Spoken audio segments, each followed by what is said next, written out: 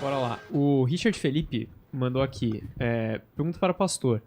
Jesus sendo puro, ao tocar em uma pessoa impura, ele é purificado? E Jesus vindo do ventre de Maria, a purificaria?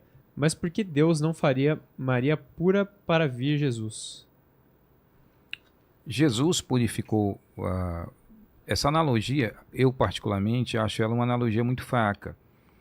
Quando nós vemos Jesus tocar algumas pessoas que se tornaram puras, ele disse, seja curado, seja purificado.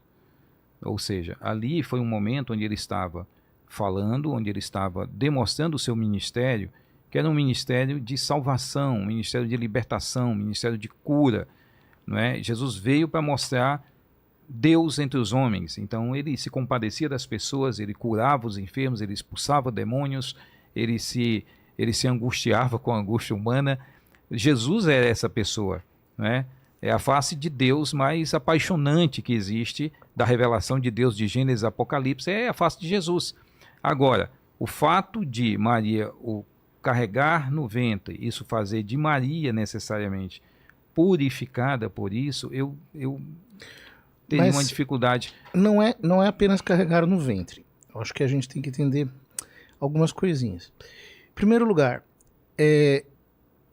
ela realmente é mãe de Cristo, no sentido de que a humanidade santíssima de Cristo é oriunda dela. Sem dúvida nenhuma, pai. Ou seja, Cristo nos salva através da sua humanidade. Muitos evangélicos, por exemplo, já me questionaram isso, né? Maria não pode ser mãe de Deus porque Deus não tem mãe. Mas aí eu digo, Deus tem sangue? Não, Deus em si mesmo não tem sangue. Mas Cristo tinha. Mas o sangue de Jesus salva o mundo inteiro. Por que o sangue de Jesus salva o mundo inteiro? Por causa da união hipostática. Exato. Porque ele é uma pessoa divina que ele não tem uma só, natureza né? humana. Exato. Ele não é só humano. Né? Ele é uma pessoa divina que tem uma natureza humana. Maria foi a geradora dessa natureza humana de Cristo, que é o instrumento da nossa salvação. Porque Deus nos salva através da humanidade santíssima de Cristo. Então ela não apenas carregou, não é que você tinha, por exemplo, Cristo fabricado com uma matéria prévia e ele foi colocado dentro do ventre dela e ela carregou. Ele foi feito dela. E São Paulo diz aos Gálatas, Deus enviou o seu filho nascido ex mulher. De mulher. De mulher. Ou seja, ele foi feito dela. Ora, e foi feito dela para nossa salvação. Agora, qual que é o problema disso? Isso coloca Nossa Senhora numa relação estreita com, digamos assim, um nível hipostático. Só ela é a doadora da humanidade santíssima que nos trouxe a salvação. Só ela. Ninguém mais. Só. E sendo só ela não é uma mulher avulsa. Então essa ideia de que poderia ter sido qualquer uma, que muitas pessoas dizem por aí, não faz o mínimo sentido. Isso é bobagem, sentido. não, pai, isso é bobagem. Por quê? Ela é uma pessoa... Não pode ter sido isso, porque lá no livro de Gênesis, o proto-evangelho diz, quando Deus amaldiçoou a serpente, porém inimizade entre ti e a mulher, entre o teu descendente e o dela. Portanto, veja, se o pecado entrou no mundo, porque Deus já tinha o plano de redenção traçado antes de que o pecado entrasse no mundo, e se não fosse assim, Vilela, não teria sentido que nós tivéssemos nascido em pecado. Ou seja, a obra da redenção tem que ser superior à obra da criação. Se Deus criou o homem, sabendo que o homem iria pecar, porque ele já tinha provido o redentor dele antes de que ele pecasse, ou seja, o plano de salvação já está estabelecido, quando ele revela, porém, inimizade entre ti e a mulher, o que ele está mostrando? Que Maria Santíssima foi predestinada na predestinação de Cristo. O decreto pelo qual Deus estabeleceu a encarnação a incluía ab eterno, desde a eternidade. Então essa história de imaginar que ela é uma pessoa qualquer, ou uma pessoa normal, uma pecadora, é uma leitura muito superficial da redenção. inclusive do Novo Testamento.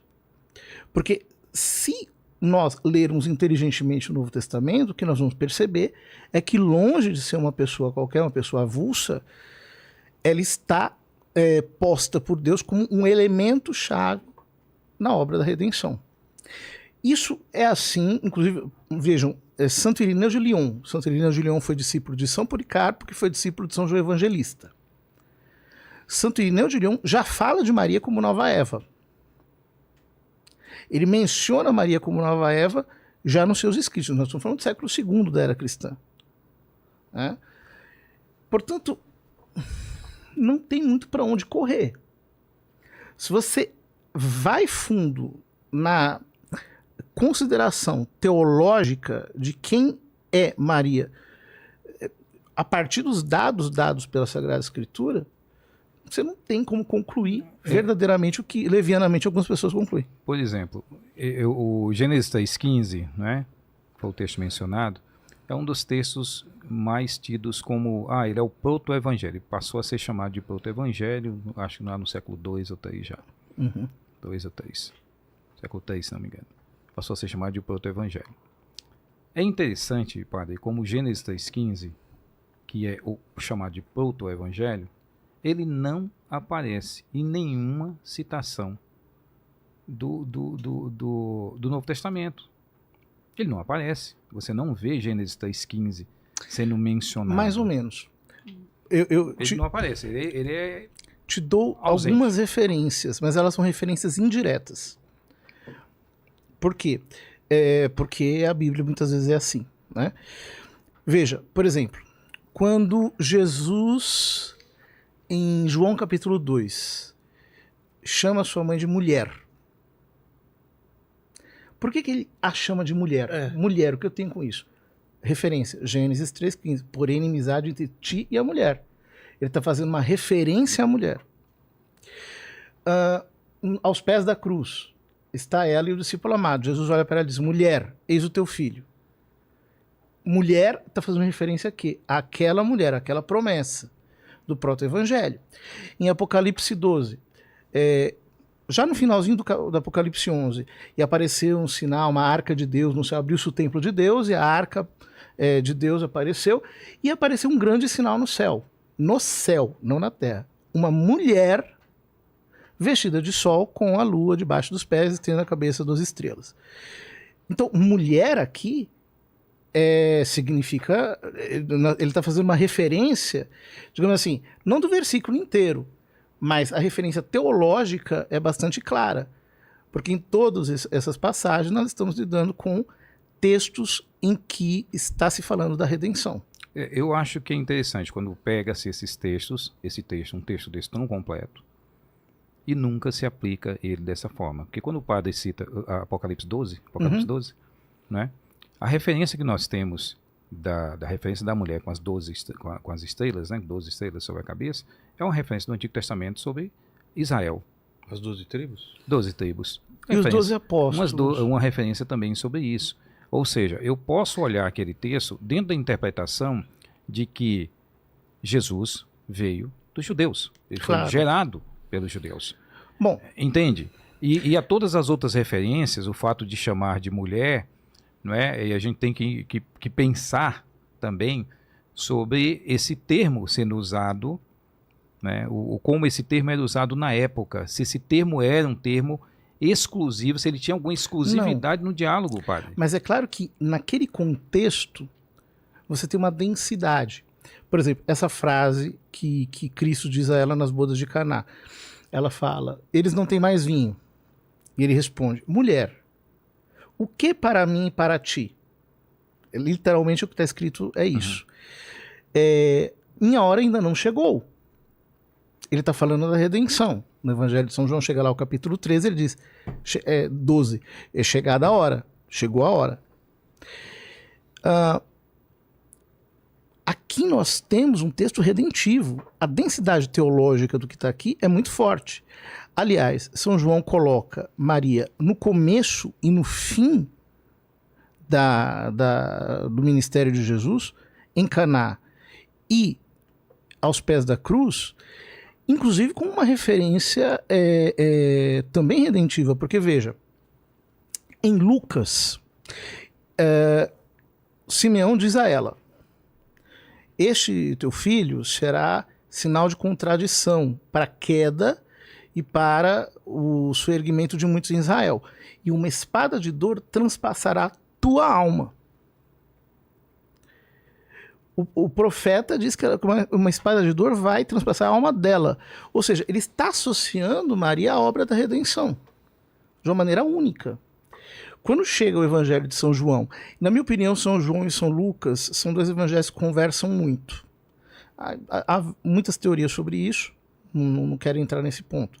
Mas, quando São João coloca no evangelho uma espada transpassando o coração de Jesus no alto da cruz, não há como não ver uma reverberação da profecia lucana de que uma espada de dor ia transpassar a sua alma.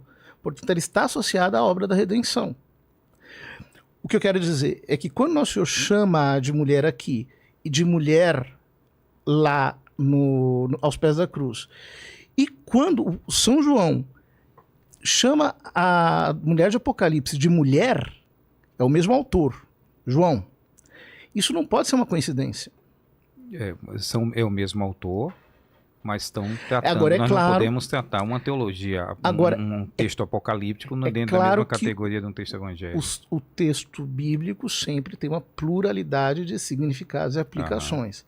Então, eu não estou querendo dizer que ela representa exclusivamente Maria, mas também, e talvez até por antonomasia, ela mesma. A ideia... Antonomasia? Antonomasia quer dizer por excelência. Tá.